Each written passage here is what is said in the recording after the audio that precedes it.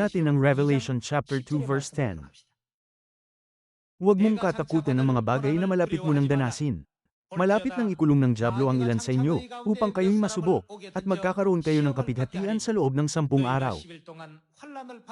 Maging tapat ka hanggang sa kamatayan, at ibibigay ko sa iyo ang korona ng buhay.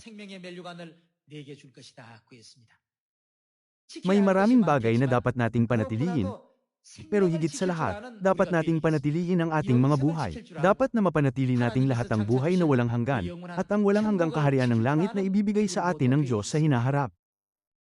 Ang isa sa mga paraan upang mapanatili ang korona ng buhay ay ang maging tapat sa Diyos ng buong lakas, at ang maging tapat para sa kaharian ng langit. Dapat nating isiping, ano ang dapat kong gawin?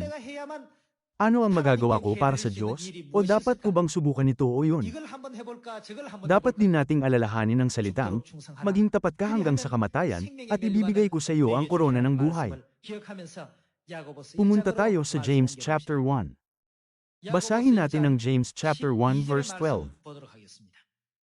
Pagtapat tayo hanggang sa kamatayan, maraming pagsubok ang dumarating sa mga masipag na gumagawa. Walang pagsubok para sa mga hindi nagsisikap. Ito ay dahil makakatanggap lang sila ng ganoong antas ng pagpapala. Gayunman, paano ang mga nagsisikap para tumanggap ng mas maraming gantimpala, mas maraming pagpapala, at mas malaking luwalhati sa kaharian ng langit? Tunay na nasusulat, ang kaharian ng langit ay sapilitang pinapasok.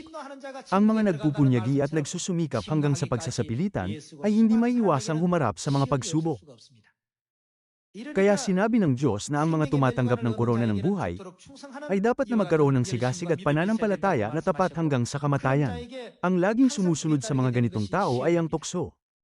Mapalad ang taong nagtitiis ng pagsubok, sapagkat kapag siya ay subok na, siya ay tatanggap ng putong ng buhay na ipinangako ng Panginoon sa mga nagmamahal sa Kanya. Nasusulat na ibibigay ito sa taong yon. Magkakaroon ng iba't ibang mga pagsubok pag ginawa natin ang lahat ng pagsisikap na panghawakan ang walang hanggang kaharian ng langit, ang buhay, at ang korona ng buhay.